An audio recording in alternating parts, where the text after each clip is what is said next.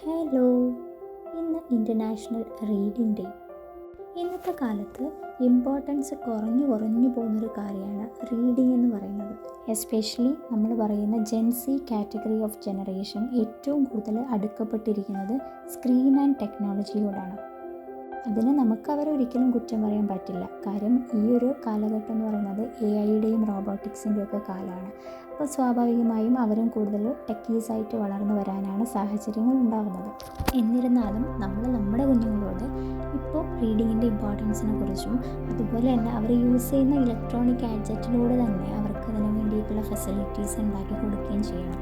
APJ Abdul Kalam പറഞ്ഞിരിക്കുന്നത് പോലെ learning gives creativity leads to Thinking provides knowledge, and knowledge makes you great. So, take a book, open your mind, and travel without moving your feet. അപ്പോൾ എല്ലാവരുടെ കാര്യങ്ങളും നന്നായി നടക്കട്ടെ.